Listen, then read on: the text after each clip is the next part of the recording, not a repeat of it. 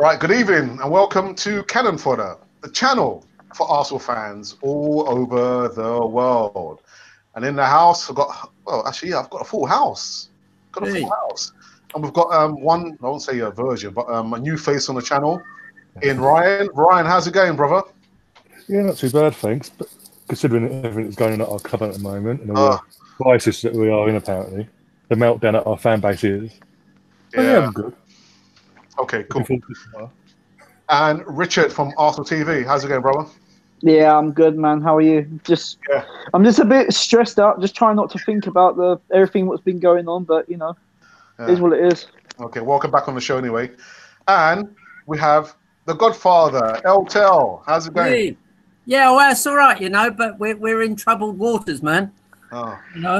It's getting very rocky with the way there's Michelin tats moving on, Yeah. And actually, that brings us on to the first point in fact, actually. You know what? A week is a long time in football, isn't it? Wasn't it just last week we were told by Unai Emery that there's no money, and if there is money, we can't spend it because there's FFP rules. Unlike the last couple of days, there's been news about Sven Mislintat is going to be heading for the door. Are Arsenal a football club in chaos? Is my football club in chaos, Tel? Well, I would say the biggest problem is we haven't really got what I would call a real Arsenal man in control. The CEO hasn't got a history of being an Arsenal man. We haven't got any ex-players in positions of great authority, and I'm including Steve Bold because I still don't know what Steve Bold does. And at the heart of it, our owner doesn't go to games. You probably know that our youth team, is it under 18s, beat Tottenham last night. Yeah, beat them 5-2. Beat them 5-2, having been a bit rocky earlier on. But the sort of youth team guy wasn't actually there. Mertesacker, because he was commentating on something down at the London Arena. Well, I think I want people who live and breathe Arsenal, not people who've got other agendas going. And he can't be short of money. He cannot be doing it for money. So why isn't he down there? Ryan. It does seem so. It seems that we are dealing now with a mess that was left behind by Gazidis and the previous regime, with players that are not even first-team players on 90k a week, higher wages. I think Kolasinac got on a free, but he's over 100k a week. Lickstein and 90 grand a week. But to be fair, a lot of them are coming to the end of their contracts, but this should have been dealt with a long time ago. Yeah, there's no intention of giving these players now a new contract that are here under the previous regime. Why didn't we strip them out? And then, as you said, you've got Stan that never comes to a game, never, unless it's Wenger's farewell game, bye-bye. And yeah, that's a put. Considering that how thankful he is and what he's going to do, how important the youth is going forward. Not be at a North, that's the youth game. It's an FA Cup, North London derby. You're in charge of that department. You should be there no matter what. Yeah. But clearly, he was paid more money elsewhere, and he went running elsewhere. So we can't be that important to him. So again, something's got to be done there. If he ain't committed, he has to go, in my opinion. So Ryan, would you say, Ryan, that we are a club in chaos, or not to the level that it's been made up by the media, but we are slightly, just because of the mess that was left behind by Ivan Gazidis, with all the lack of dealings, I would say, and willing to give players above and beyond, even if we don't have it, apparently. Richard. Do you know what, to be honest, I don't think we're in chaos that much. I think Ryan was exactly right, spot on, that we're in crisis because of the previous regime in giving players ridiculous amount of money. We're talking. I've actually got some of them down actually, to be honest. Petr Cech is on 100 grand. Ospina, 40,000. Koscielny's on 75 grand. For what? This is stupid. Why are we dealing with giving out money that is stupid amount of money when they're not even playing as it to that amount of wage? Stan Kroenke, he's poison, always has been. Everything that he's done over in America is literally fucked up, and that's completely honest. Even over here, it looks to me we're going about the same way. I did say that ages ago, a long time ago, I was saying that if Stan Kroenke is going to take full commitment of Arsenal, we'll never get back into Champions League football again. It'll be years. And look where we are now. We're in Europa League. And do I think that we can get into Champions League this season?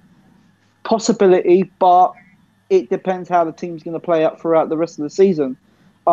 If we don't win against Chelsea this weekend, we'll be 9 points behind Chelsea. So it is going to be a bit of a struggle in catching Chelsea up and getting to top 4.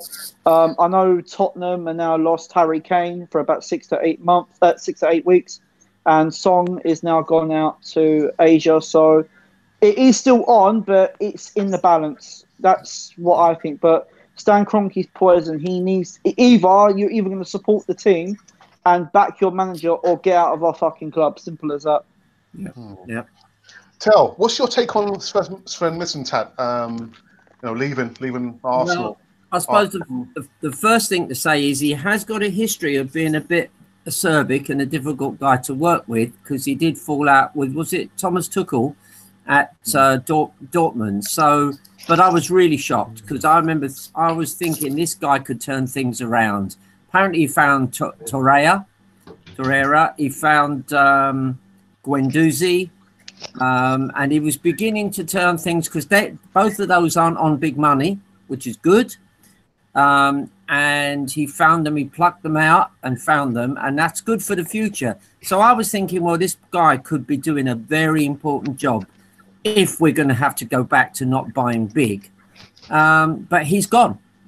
And I did look up Emery's history, and he did work with a guy who's currently director of football at AS Roma, called, I think I pronounce it right, I think it's Monkey, it's Monchi. I think it's a Spanish name or Portuguese name.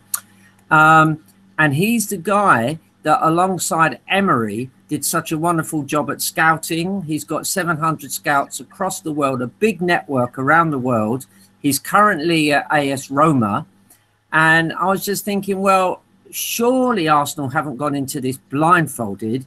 And if Mislintat was unhappy, and I believe he went to Raul Sanheli and complained that because he doesn't rate this guy we're buying off Barcelona, I was supposed to be buying him. And in the end, Sanheli backed Emery.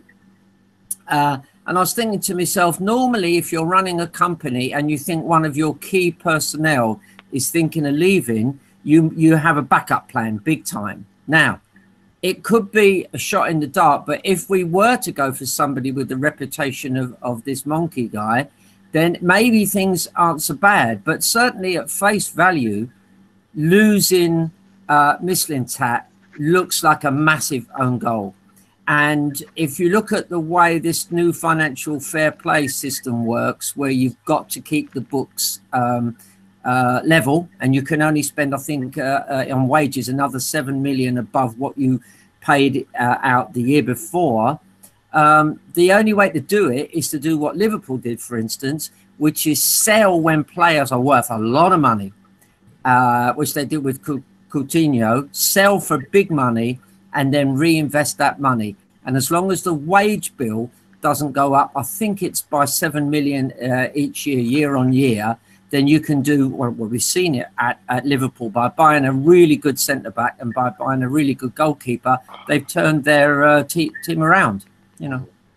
But what are the penalties? If we break, the rules, what are the penalties, Ryan? Do you know what the penalties are? Because I know Man City, You know, they've surpassed their limit, and I think there's some talk. Yeah, I was about to touch on that because a couple was it not last season, the season before, it broke on Sky, like Sky Sports, they reported on it. They actually broke the financial fair play rules. They were being investigated, and then we didn't hear nothing since. It put out how they'd broken it, broke it all down, and nothing ever happened. Yeah, do you know, I saw that and I read up what happened. What they did was, again, this is what your directors are there for, or your owner is there for. They found a way around the rules. And what they did was, they went and found sponsors that were related to the guy who owns Man City, and said, right, we want you to sponsor this, we want you to sponsor that, but you've got to charge us such and such an amount of money, which was way above what the market value, and that put into Man City's coffers a hell of a lot of money, which they could then say, okay, we're generating this income, therefore we can spend it. Exactly. And also we've got to remember as well, we've got a new kit deal in June that launches, and part of that kit deal, I'm assuming, because I've said this on my channel already last week, reason why I don't think we'll sell Mesut Ozil, because he's linked to Adidas. Adidas obviously linked to him. They have a good partnership. Put Arsenal into that fold, plus shirt sales. Are Arsenal really going to risk that? Yeah. That's a very good question. A very good question. Richard, what's your take on Sven Mislintat? I think it's a mistake if you ask me. There's two possible reasons why Mislintat is leaving. One possible reason could be that he hasn't been offered the funds to go and get the players that he's been brought in to do. The second possible reason is that probably he's clashed with Unai Emery. They probably have a disagreement about the type of players that he wants to bring compared to what Emery wants to bring in. But you've got to realise Denis Suarez and Carrasco and what's his other name? Banega. They're all Emery signings. They're the players that Emery wants to bring in. So I don't know. I think it's just a mistake to let him go, to be honest, because he brought in Lucas Torreira, which Lucas Torreira has been he's been our star signing this season. There's no doubt about that. And his wages is not that much, so that's a good thing, because he's going to be now on this new regime. So yeah, I think it's just an own goal, to be honest. It's ridiculous. Yeah, I mean, I guess we'll never really know unless we're a fly on the wall. But I think maybe there's some truth in your second point that maybe they've clashed, Unai Emery, and he's probably saying to the guy, "This is the player that I want," and Sven's probably saying, "Well, no, this is the player that Arsenal needs." I think maybe that's probably closer to the truth, but I guess we'll never really know. Ryan spoke about a player that's divided the fan base more than any other player that I've known in supporting Arsenal. And I've been supporting Arsenal for a very long time, but Turk's been supporting Arsenal longer than me. Anyhow, the situation with Ozil, that he's trained, he's not chosen to be in the starting 11, and he's not even on the bench. Is that bad man management, or is there something really behind it? Does Emery has a plan to get rid of Ozil, or is there something else going on behind the scenes, Ryan? I don't know. Well, I'm reading notes on his press conference this week, and he's come out and said there's going to a season where he performs above and beyond his potential, and it amazes us. And he wants us to play. From that, he wants to play him. And then there's other games where he goes within himself and doesn't do what he's been asked to do, which then frustrates the manager. And then he's trying to get it out of Ozil. Why is this the issue? If you ain't willing to work on it and be consistent to the level I believe you can be, then why should I play? I can't risk playing you if you're not be consistent. And then it affects us on the pitch. It will affect you if you've been playing with 10 men because you won't do your job on a consistent level. So I can understand on that level why Emery's doing what he's doing. But also, I think it's somewhat to do with as well what happened last season at PSG for Emery with Neymar, because Neymar wasn't his signing. It was forced by him, by PSG, and he could never drop him no matter what. He was told by the hierarchy, no, you can't drop him. So I think this is input because of the when he came to Arsenal, he had them sort of questions over his head. This is him sort of putting his foot down, saying, "Look, I can't put my foot down. I can be firm. I can be stubborn." You know what? I totally agree with you. I think it all stems back from his experience he had in PSG, dealing with all these big characters, prima donnas out there, and he's making a statement of intent that there can be only one person in charge, and that can be the coach stroke manager. Tell. Yeah. Well, I think, you know, that if you're going to win a championship or a Champions League, it's always going to be a team, a proper teamwork that is going to win it, not just a group of individuals. And I think he's made some glaring errors, Ozil, this season, some really glaring errors. There's one about 5 or 6 matches ago where instead of getting the ball and getting stuck in, he pretended to dummy the defender. I forget, was it against Spurs? It wasn't against Spurs. Yeah. And then Spurs went up and scored. And if you are the manager like Emery, who wants his team to press, he wants all outfield players to really press hard, you would be doing your nut. The very thing you asked the guy to do, he fails on purpose because he can't be asked. And at that point, and I love Ozil, don't get me wrong, that goal he scored against Ludogorets about 2 seasons ago. Do you remember where he got the ball and he dummied 3 players plus the goalie? There were 3 players on their back plus the goalie with their feet and arms in the air, and he tapped it into an empty net. Great goal, great player. But if he can't do what Emery wants, Emery will have to get rid of him. And the big deal is get rid of him as much as possible. And of course, as we said earlier, in that era, we paid him way too much, and he's sitting on a big fat contract. So, you know, he's going to isolate him. Goodness knows what the heck went on in the dressing room after that Spurs match, but there must have been some fierce words said. Now, the players aren't saying anything, but it's bound to be a bad vibe. Hopefully there aren't factions inside our dressing room, because we won't win a championship unless everybody's pulling. If you think about it like a rowing team, you can't have one person not pulling the same way that all the other guys are pulling on the oars. And you just can't do it because there's only 11 aside.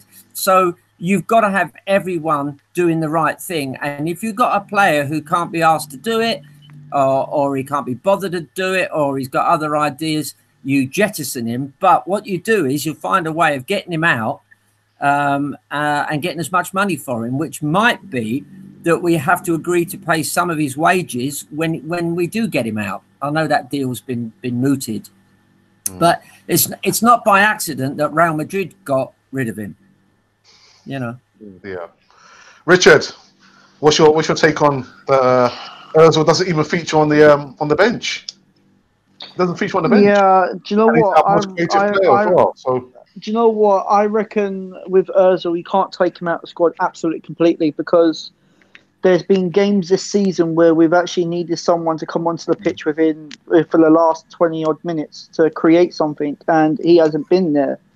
And I think there is previous games where we've lost games where Ozil hasn't been in the squad completely, and we've had Ramsey on and we still lost. Yeah.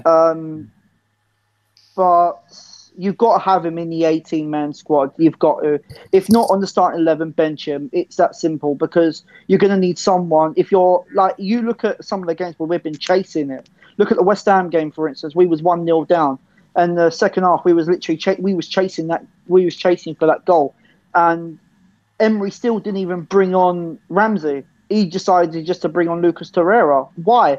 Why do that when you're chasing the game to get a goal and to get a point? Bring on someone that's going to create chances, i.e. Ramsey or Ozil. But Ozil was nowhere to be seen. So there comes a point where you have to back your manager, but there's a point where you can say, look, that's too far. You have to at least have him on the bench, at least, if you want to win games. But I don't know. It's down to Unai Emery, but Ozil was on a ridiculous amount of money, 350 grand a week, and there's been games where he's put in decent performances, such as the one that Terry mentioned about Ludogorets. Also, the Everton game where we won 5-2. We've done Leicester, Fulham as well. Yeah, so Ozil is capable of doing it, but it's consistency. And if he can't do what Emery wants him to do, then just bench him. Just take him out of the squad. Bench him. Don't take him out of the squad completely because you're chasing the game to win a game, and you need someone on the bench that can do that job to create chances. But he hasn't been nowhere. He's been nowhere. So I don't know. It's down to Unai Emery, but I just think it's a little bit out of order on Ozil at the end of the day. What do you think about what Ryan said? On his opening statement, where he said it could be something linked with Emery's experience out in PSG, where it could be because Emery has made mistakes in the past at PSG, but this situation reminds me of Man City when they tried to push out Yaya Toure. That's what it reminds me of. So I don't know if Emery's doing it to kick him out of the team completely to make him leave, but Ozil has come out and said, I don't want to leave. This is where I want to stay, and this is where I want to retire. So either way, even if Ozil gets offered a loan, I don't think he's going to take it. So why would he take it when he's getting 350 grand a week? Why would he take it? Good question. Yeah, I think, as Terry says, he must drive Emery up the wall, because when I went on the Legends tour, and we were with Charlie George, and we were in the dressing rooms. In the dressing rooms, there's a big screen, and on the screen, of course, Unai Emery is very meticulous, so he would have the footage there of all the players not doing the right thing, and he must pinpoint the lack of effort that Ozil puts in there, the lack of consistency. I mean, as a fan, he frustrates me. I would like to see more effort from Ozil, but I want players that are going to put in 110% in on the pitch. Yeah, but is Ozil one of those players? Is Ozil one of those players? It doesn't look like it to me at the moment, but I don't know. You can't just blame one person, because this Adidas deal, Ozil's going to be crucial for it. So, the way I look at it with Ozil, he's the type of player that can bring in a fan base from all the way across the world. Ramsey can't. That's the only difference compared to the two. Ozil can't bring in fans from Dubai. He can't bring in fans from Japan, whereas Ozil can. And that's why I think he was given that amount of money that we offered him for that contract. I don't know if that was the case, but I don't know. It's just down to Unai Emery. So are you trying to say it's for a marketing PR point of view rather than? I wouldn't be surprised. I wouldn't be surprised, because Stan Kroenke's using this club as a business, not a football club. He's taking money from our club to go and put it elsewhere. You don't call that an owner. An owner will back the club and put in all the money that the club needs. Exactly like Chelsea's owner. Chelsea's owner puts money into the club out of his own pocket. He'll say, "Look, there's £200 million. Go and get what you got to get." I think what's more frustrating as an Arsenal fan as well is, since we dropped out of the Champions League, since that day's happened, all Kroenke's other sport franchises that he owns are now they've gone from underperforming, basically worse than us at that time, to now, in the space of 2 years,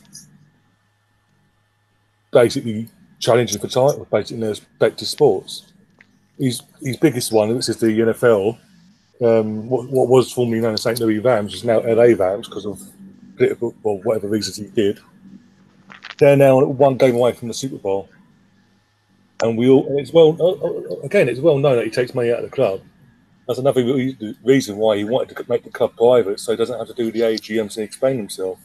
He never did, because the second it first leaked, he was taking $300 million out of the club to finance his ranch in California or whatever. Came to an AGM, just sat there, didn't. Like, oh well. Then last year, he cracked to chips, going, well, before the things come up, like, you say this, I've done this for a certain paper. They ask questions, just lean it over to them, push it back. What I want to know, go with the paper, which you've got to download and pay for. Yeah. Guys, you know what? Do you remember Burnley? Do you remember the Arsene Wenger's last game of the season against Burnley at the Emirates? And do you remember when Stan Kroenke was there and then the camera was panning around, and then as soon as it spotted Stan Kroenke, all the fans went, "Oh look, boo!" And they started literally booing him, and the camera was like, "No, get him off." Yeah, I remember that. I said this again on my channel recently.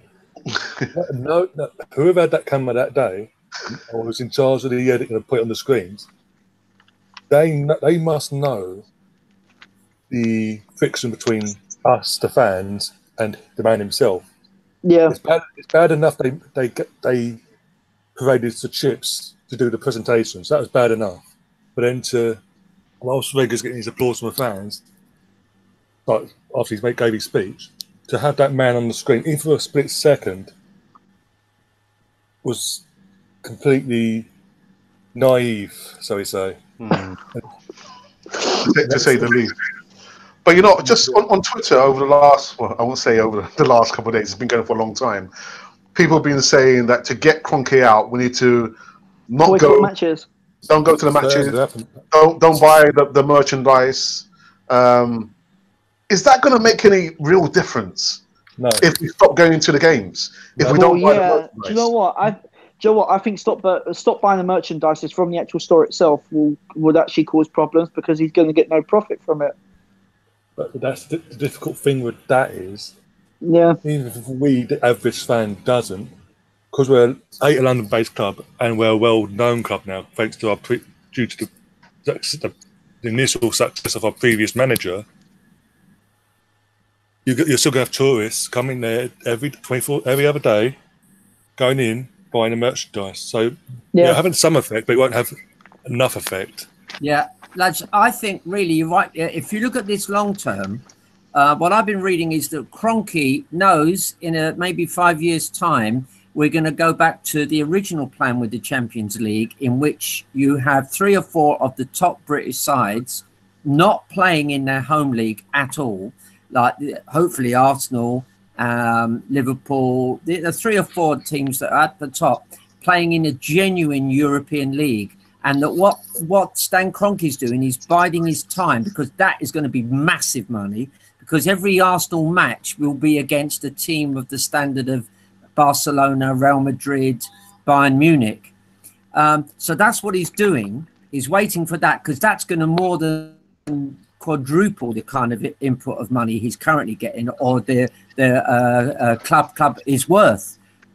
So that's what he's doing. But short term, the only way I think, because Blackpool have been doing this, haven't they? They've been boycotting their games because they've got a similar situation where an owner is taking as much money as he wants out of the club. The thing with Kroenke that he doesn't want, and you mentioned it earlier there, is he doesn't want bad publicity. He doesn't want people booing him on telly and the cameras go off him. Now, he won't. I don't think he'll be hurt financially, because we've all got season tickets. So if I don't turn up, and if another 30,000 people like me don't turn up for a game, okay, that's not going to hurt him financially, because he's one of the richest people in the world.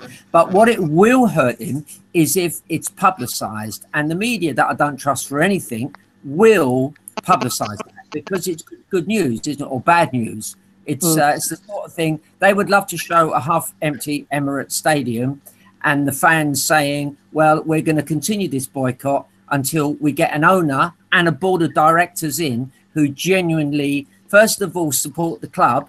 And a board of directors are supposed to be there because they've got business acumen. Well, any board of directors with business acumen would not have agreed to pay Mkhitaryan the kind of money he's getting, Ozil the kind of money he's getting, and suddenly now we're all realising that.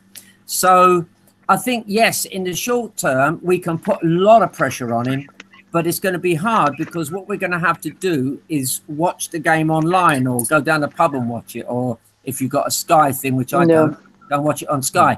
Now, I reckon that if we did that consistently, then we might see some changes within about 6 home games.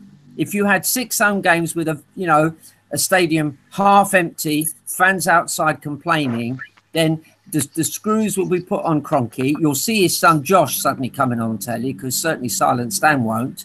And the club will have to take it seriously. That's the only room for manoeuvre I think we currently have. Because at the moment, and while Kroenke runs it and is the owner, we will never know anymore how much he's taking out of the club himself. And it could be for the LA Rams, or it could be for building another ranch somewhere, but we will never, ever know that. So, and that will affect, if we then try and work to the financial fair play, we will never know how much is in the coffers, because he could take as much of it out as he sort of wants. So that will stop us getting players in, because you can only pay a certain amount in wages depending on your profits. And if he's taking some of the profits out of the club, then he's got us over a barrel again. But just to go back to what I said at the very beginning, I think he's thinking long term. I think he's thinking 5 years' time, we'll have a Super Europe league, and it'll be a turnaround. But the money that there will, I mean, let's be honest, boys. I'm sure you've seen matches at Arsenal, and sometimes you think, I don't know what I'm doing here. It's freezing cold. They're playing a team, you know, a European team that nobody's ever heard of, Bate Borisov or something. Whereas if it was Real Madrid or Barcelona or all the big teams like that, maybe a few Italian teams, you'd be looking forward to the game. Yeah. Yeah. Anyway, do you know what? Oh, sorry about that. I was going to actually say that boycotting the matches, I know Blackpool are doing it, but you got to realise we're too big of a club to do that. I can understand why Blackpool are doing it, because they're a small club. They're not as big as Arsenal are. That's why it works for them, but it might not work for us. The only way that could possibly get out Stan Kroenke is maybe not turning up to certain games, like maybe not turning up to the big ones, like, you know, Chelsea. Maybe not. I know everyone's going to turn up to Tottenham. That's you know, everyone's going to turn up to Tottenham, but maybe not go to most games. I know people are season ticket holders, but I don't know. I feel that boycotting the matches would possibly be the only way to get Stan Kroenke out, or even protesting the ground, because protesting outside the ground is clearly hasn't worked. Yes, it has worked with Arsene Wenger, but I feel that Arsene Wenger was sacked. Personally, I feel he was sacked. He didn't walk out on his own accord. He was sacked. There's literally no doubt about that. But boycotting the matches, it could possibly work. Anyhow, whoever's watching the live stream now, make sure you sub to Arsenal TV, Richard and Ryan's channel, and follow the Godfather himself, I'll leave the links in the box below. So there's a 6-point gap. We're behind Chelsea. Is top 4 really out of reach, Ryan? Is it out of reach now? Not yet. If I say this, I've got to emphasise this. If we lose tomorrow, no matter what happens to the other games around us, if we lose tomorrow, then yes. Yeah, that's what I said. Yeah, it's gone. Because it's too big a gap. Because then we've still got to play United away. Yeah. In the league, still got to play Man City. Still got to play Man City as well. Yeah. United away, got City coming up away, got Tottenham away. You've got to play. And I think we've got to play Everton as well away. These are all teams in and around us that will have got teams that we're also playing at home and away. They're going to be scrapping for their lives now to stay in the league. And we're known for giving points away against these sort of teams. Let's look at last week. Didn't bother turning up. Yeah. Yeah, I mean, if you compare our defence, say, to the Invincibles, which is a good benchmark, go through our four defenders plus our goalie, none of those would get in our Invincibles team. Yeah. Not even one of them. Socrates is good, but his best days are behind him. But I do like him. I think he'd be a good interim captain. Bellerin isn't a wonderful defender. He's talented, but his positioning is weak. Kolasinac is a far better fullback. He's not much of a far better wing back than a fullback. Because Koscielny's better days are behind him. And Mustafi, well, enough said. He's just a disaster waiting to happen. So you suddenly look along there and you think, well, unless we have a decent defence, all the way through the times I've been supporting Arsenal, when we've done well, we've had a good defence. But they just aren't there. And there isn't a captain, really. Yeah. I was about to say, because I had a comment from my recent video. One of the comments was, our best squads have been based off of our best defences. So we build from the back first, work forward. Yeah. And we've sort of sorted the attack midfield now, so to speak, and the midfield, so to speak. We've still got to blood into new players in, because we're going to lose a load in either this window or the next. But it's our defence, and even Leno, with all due respect, he hasn't. I know it's a new league and all that, but now we know also that Petr Cech is retiring this season. That's going to put a lot more pressure on Leno to get up to speed and quick. Or again, questions will be asked in the summer. We just want another goalkeeper that will challenge, if not be ahead of Leno. Yeah. Brian, can I ask you a question? Yeah. Which would you prefer? Would you prefer the George Graham days, 1-0 to the Arsenal, or would you prefer the current crop of players and the way they play? The flamboyancy. George Graham. George Graham, because not only do we have a good squad of everyone worked for each other, the manager drilled everyone attack and defence. First thing was to do was defend, and they defended as a team. We had for example, David Seaman came in at Arsenal from QPR. His first season won the league. How many goals did he concede in that season? Good question. I don't know. 17. 17. Go. We only lost one game that season. And ahead of him, he had Lee Dixon, Winterburn, Bold, Adams. I think Keane had come back as well, or was about to come back.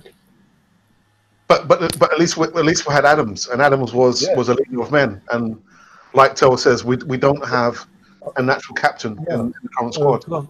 Again, I was watching the 89 DVD recently, and Lee Dixon said, because he just joined Arsenal, it's his first North London derby. It was at the Lane, and all of a sudden, the players that are Arsenal through and through that come through the ranks or from London, so I looked at him. He thought he'd done something wrong. It turned out no, they pinned him against the wall and said, "You're Northern. You're from the North. You don't know what North London derby is about." And put the fear of God into him, and then he knew what it was playing North London derby. These players these days, since the Invincible, the early noughties team, the Invincibles started decapitating from now on in. The players that have replaced them since and going on don't have that passion for the club that we know what it is to play for the Arsenal. Do you remember that saying? What Thierry Henry said? I mean, look at the performance against Tottenham, the North London derby. I could see the passion there. That's the thing. That's the frustrating thing. Again, I said on this on my channel. You'd think going from that game, the performance levels would have gone through the roof, but it seems that we've gone on the form that Tottenham should have gone on, and they've gone on the form that we should have gone on, and it's even more. I said again. I said this on my channel the other day. Because Tony Adams and a few others about back in 2006, 2007 approached the board and Wenger at the time offering their services either in a coaching role or in a board level role to help blood in the new generation, this, that, and the other. And Wenger was the one to block it. And league judges asked me, would I still want some of them sort of players back in the club? I said, hell, Lee Dixon, Adams, you name it, I'd want them in. Because imagine Adams, even as a coach, like one of the backroom coaches, half time against anyone, losing 1-0, him in your face. Yeah. And also, I mean, I totally agree with you there. Every comment I've ever heard Lee Dixon and Martin Keown deliver, either on TV or in the media, they've all been spot on. They really know how to defend. George Graham taught them, but they're not back at Arsenal. Now, that's the first place I'd be looking. You've got two great defenders, and Boldy wasn't a great defender, but he was amongst a great defence. But you've got two real top quality defenders who everything I've ever heard them say makes total sense. They've taught me a lot more about defending than I knew what was going on. The space between players, the space between the lines, when to fall back, when to press up, all that kind of know-how that George Graham drilled into them. And anybody who's followed the George Graham era will know the players got sick and tired of the drill. But at the end of the day, if you drill people into a way of playing, then when they're on the pitch, a lot of it becomes second nature. And I would love to see Lee Dixon back there. I would love Keown back there and say, right, boys, take this defence and sort it. Because if you look back at Emery's career, he's not, all his teams haven't been the most amazing defensive teams. He's good at midfield. He's good at attacking. So I would love, if we're going to change things around, I would love to maybe say goodbye to Boldy, but definitely getting Keown, definitely getting Dixon, and make it high profile. Say, boys, we're bringing you in because you buy into the club, you love the club, you know what it means to play these derbies against Tottenham, you know what it means to play against Man United and Liverpool. We want that, plus drill this defence and get them playing. Now, Socrates is good, and he's a lovely player. He knows what he's doing.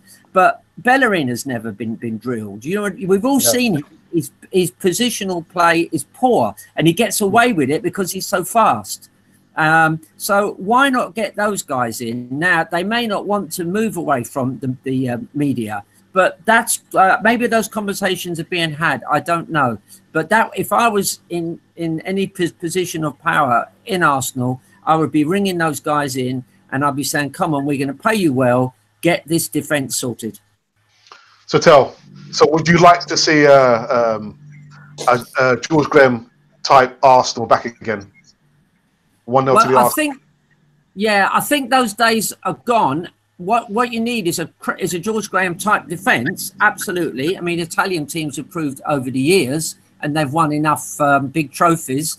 That without a good defence, you're lost, because football by and large is a low scoring game. So you need a good defence. But in recent years, with all the Real Madrid success, you also need a real top quality attacking team. So it's both, but it's not a case of either or. You can have both. We've got Torreira as a wonderful defensive midfielder. Guendouzi's very young. A lot of people forget he's only 19, for crying out loud, you know. So he can only get better.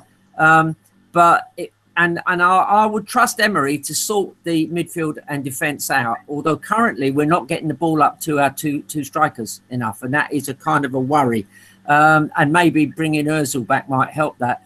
But definitely, if you're going to look at it over, and I presume they're doing this with Emery, then I can't see them sacking Emery for the next 2 or 3 years. Then take it long term. Getting a good defensive unit in there is not just about buying players, but it's also getting some really good defensive coaching going. Now, whether Emery's prepared to accept that, I don't know. But that would be the kind of conversation I'd be having with him, you know. Just one more, Tel. So do you think top 4 is out of reach now? Yes. Yeah? Yeah. It's out of reach. Yeah. Even if we beat Chelsea tomorrow, I still can't see us doing it. Yeah. I really can't, because we aren't consistent. We're not going to grind out those 1-0 victories that we did under George Graham. We're just not going to grind them out, you know, and we're too inconsistent. And you can't turn a defence round, you know. It takes a while. It's like trying to turn a tank around, you know. It will take time. And we haven't got time in half a season left. I think he's done well. There's very little to criticise Emery about. The only worry I've got with him is what I call firefighting. He's chopping and changing the team, which is good. It's good to see a manager that doesn't sit on his hands. But he's firefighting. He's trying to pull victories out of the fire. And even in our 22-game run, there was there were moments where we didn't deserve to draw or we didn't deserve to win, but we were pulling it out through sheer Emery's effort to change the teams around, read the opposition. But that can't go on forever. You need a defence that you know will grind out, clean sheets. And we haven't got that now. And between now and the end of the season, we aren't going to have that. So it's horrible to say. especially with Spurs doing reasonably well. But I can't see us getting top 4. Now, we could win the Europa, and that's where they may be pinning their hopes, because if we win the Europa, we are back in the Champions League. And I would say now, where are we? January, middle of January. I reckon that's our best hope. Really go for that Europa. Emery's been there 3 times before. He's beaten some good teams in the final, and you never know. Come next May, we could be all out, and it's the final in Azerbaijan or somewhere, is it? That's somewhere. Somewhere a long way out. Somewhere out there. Richard, before we came on live, we spoke about the top 4 position, and you did say that if we do lose tomorrow, then top 4 is going to be out of reach for Arsenal. And I did say to you, it's not over until it's over. Because things change very, very quickly. But, do you know what? Because of the amount of mess that we're in at the moment, it's down to our defence to pull their socks off and put in a decent fucking performance, because I never got to see George Graham. I never got to see that team. My first Arsenal game was back in 1999. Against Chelsea. That was my first game I watched, and when Kanu came on, scored a marvellous hat-trick. Yeah. But, I agree with Terry. We need someone back who actually knows what it's like to play for this team, who knows the passion, who's willing to drill, into these players to say, look, you need to buck up your ideas and play for the badge, because remember what Thierry Henry said, if the badge is too heavy, leave. Yeah. And you know what? The way I look at it, that's how it is. I remember, I think someone was saying it, and they said that Tony Adams was in the dressing room once, and one of the players wasn't playing the way he should be. And Tony Adams said, right, you either play for that shirt, or I'm going to get you kicked out of this club. And next minute, that was it. He was starting to play well. So I think we do need someone who is in that defensive mind that knows this club well enough to get this team rolling. But then again, you still need to bring in defensive players, because we've got lack of quality. That's what it is in that defense. It's lack of quality. Socrates is probably one of our best defenders at this precise moment, because Socrates doesn't take no shit. And then you look at Lichtsteiner. We got him for free. I feel robbed, and we got him for free. Yeah. Where is that Lichtsteiner that was playing in pre-season? Where is that Lichtsteiner that was playing for Juventus? Because we don't have him. And Mustafi is a World Cup winner as well, isn't he? And you look at Lichtsteiner, the wages that he's on 35 grand. 90. But what's 90. he? He's on 90 grand. Yeah. But then again, you think about it, he's on a ridiculous amount of money. You're meant to be a defender that we brought in to give Bellerin, a challenge. And I feel that Bellerin is not being challenged. So, but don't get me wrong, Bellerin has improved. And I think the reason... I do think initially Lichtsteiner was giving him that challenge. But as the season's gone on, he's played more than what he thought he would play. It's taken a toll out of him. Yeah. And you know what? I think the reason why that Emery's been swapping and changing with the formation, he went with a 4-2-3-1 at the start of the season, and he's mainly used that going through the 22-game unbeaten run, which wasn't a problem. But I think the reason why he changed the formation because of lack of injuries that we had, like Rob Holding being out injured, Mkhitaryan out injured, and then Mustafi, and then, exactly, and then Mavropanos was out injured. Then we've got Koscielny that had a bit of an injury. Then we had Mustafi that was suspended. Socrates was suspended. So I think that was a reason why he changed the formation. But as I said to you, Alex, I think for this game against Chelsea, he needs to go back to basics and go with the 4-2-3-1 that he went with. Yeah, I think as well with Socrates, I don't know if any of you have read the Sol Campbell autobiography, and in it he says that when you're playing against the forward, he will always have tricks. Forwards will always have ways of getting away from defenders. And Sol Campbell said that you could be tricked once and then you learn it. And you say to yourself, I know what he does. He jinks that way and he pulls that way and he tries that little trick and he flicks it on and he tries to get all those little tricks that forwards do. And he said, they will beat you the first time because you've never seen it. You don't know him. But he said, they never beat me again because I memorized what this guy does. And I was thinking about that. And when you look at Socrates, he's playing week after week against players he's never played against. And he's doing brilliantly.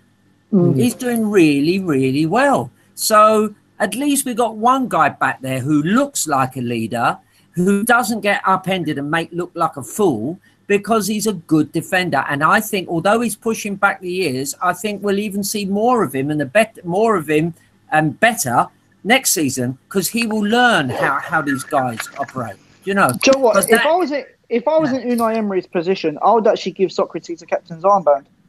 To be quite honest, if I was in Emery's position, because what Emery needs to do, he said, look, you've been the better defender out of everybody else. There's the armband. Now go and lead that team. Yeah. And I'd also think about looking at signing a defender, maybe Harry Maguire or somebody, a big guy who's played in the English Premier League and does what Sol Campbell said. He will know how these players try and trick you. You know, he'll know most of the players he comes up against in the Premier League. He will have played against many, many times. So put a decent English guy back in there alongside Socrates, but a big guy. And I think you've got at least 2 central defenders that are going to do the job properly. Right, guys. So there's just a couple of comments in the chat here. There's one, actually, I recognise this person. This is my brother.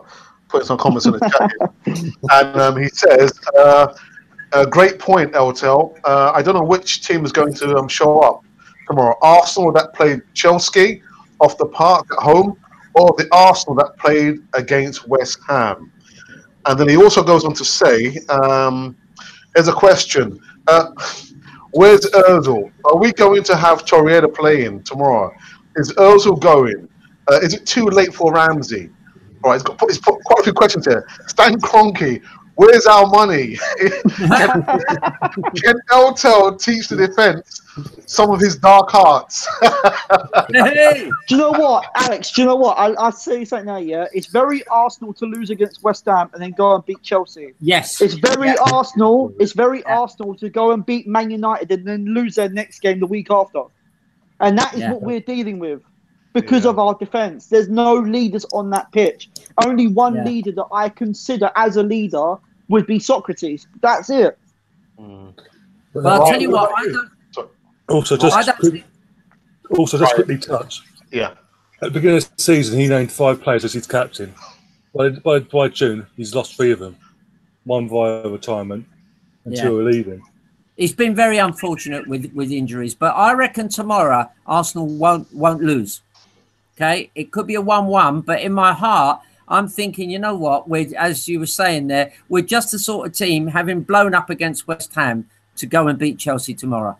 Yeah, I don't think it'll end up with us being 4th, but I can see us winning. Hey. When we play the big teams and the pressure's not on us, like for example, the cup final 2017, everyone expected us to get battered off the park against Chelsea. Yeah, that's a good point. That is a good point. From the first second to the end, we were a better team.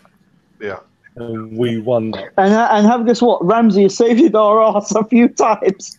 Yeah, that was one of them. And yet we're getting rid of him. Yeah, it's a different story. Hey, listen, leads me into my next point. Can I have your predictions for tomorrow's match against Chelsea, Ryan? A deep sigh. It depends on what Arsenal turns up, as it says in the comment.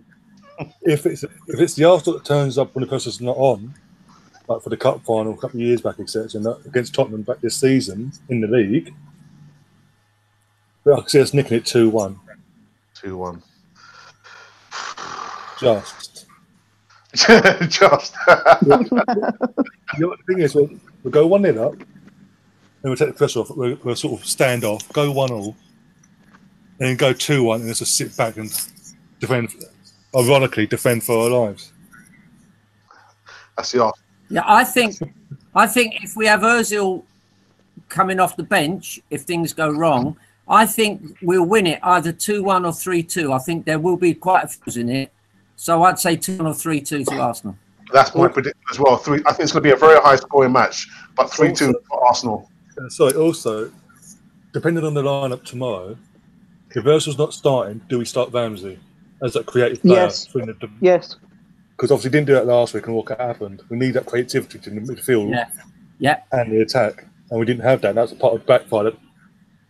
But Ryan, would you start Lacazette and Aubameyang at the same time? Would you start both of them as a pairing? Not as one on the wing and one up front as a pairing. Yeah. But they've got to find a formation for that works for everyone. 4-2-2 diamond. 4-4-2 diamond. But I'm saying this is for Emery to work out himself. Well, I worked it out. If Emery uses a 4-4-2 diamond, that could kind of work, because you could have Torreira behind the back line protecting them, and then you got the two midfielders just opposite. One, if Klejenik says runs up the flank, you could have a Iwobi dropping back to protect that area, or Torreira coming in. That could possibly work. And then you've got Ozil as a main creator, or even Ramsey as a main creator, for instance. But if Ramsey's going, then Ozil would be the main creator, feeding the ball to Lacazette and Aubameyang. But have you noticed that when both of them are on the pitch, Aubameyang goes out to the left, to the right, not to the left. Yeah. So if you're going to do a 4-4-2 diamond, then I would have Lacazette on the left-hand side, Aubameyang on the right-hand side, and then have Ozil as a main creator as the top of the diamond, and then you could have a Iwobi one side, for instance. You could either have Guendouzi or even Ramsey if he's still going to be here, and then you could have Torreira as the main that's protecting that back line. You have Lino in goal, then you could have Bellerin out on the right at right back, then you could have Socrates, Mustafi, and then Monreal. Richard, so what's your prediction for tomorrow? I didn't even make a prediction. On my preview, because I don't know. My heart's telling me one thing, but mine's telling me the complete opposite. Because Chelsea are not going to be no pushovers. Let's put it that way. I did notice that in the first game that we played against Chelsea at the start of the season, we could have easily beaten. We could have easily scored 6-7 goals in the first half, but we didn't take our chances, and that's our problem. 2-1 Arsenal. 2-1 Arsenal. Yeah, that's what my mind's telling me, but I reckon it's going to backfire. But Don't say that. 2-1. Yeah, Don't say that. But 2-1 Arsenal. All right. Okay. Just quickly back into the chat before we wrap up this segment of Cannon Fodder. Again, my brother, he's the only one in the chat so far. He's saying that we also need some Premier League players to teach our foreign players the long distance marathon Premier League challenge. Yeah. I would love to say a win, but a draw I would take. Yeah. These are difficult times. Tomorrow, a draw, and be like, oh, for the love of. Exactly. But then you got to think about, guys. You got to think about, if we get a draw, then we're still 6 points behind Chelsea. Exactly. So really, for this game at the Emirates is a must-win, and our home record at Emirates isn't too bad. So I think we can do them at home. But I still remember the game where we beat them 3-0. So it is possible. We've got to take into consideration as well. Not next week in the FA Cup, but in 3 weekends' time, first week of February, we've got to go away to Man City, who are fighting for a title. So we've got to take the chances where we can. Yeah. It's game management. That's what it is, Ryan. It's game management. That's what Emery needs to. I think with the Man United game the week after, I think we'll be all right, because I don't think David De Gea is going to be in goal anyway. So that I think we've just got away with. I think our next 2 games in all competitions are crucial to our season. Exactly. If we lose both, he's got to put all eggs in one basket and go through Europa. Yeah. That's what I think as well. Or if he doesn't, and we don't get Champions League this season at all, he's under even more pressure to deliver next season. And again, being not in Champions League, not a big enough budget to improve the squad. What we're going to bring in? I mean, you think about it, you look at Jurgen Klopp. It took him what 3-4 seasons to get the team to how he wants it, and most of the players that was in that starting 11 when he came in are now not there. So we've just got to give Emery time. Patience is crucial, but if Emery hasn't got the money to back him, how is he supposed to bring in the players that he needs? And the other bit was annoying me is this wage cap. That is really annoying because none of the other teams have got it. Chelsea. Yeah, Chelsea's the only team that's got it. I don't think no one else has got it. Why are we playing by the rules? Because no one else is.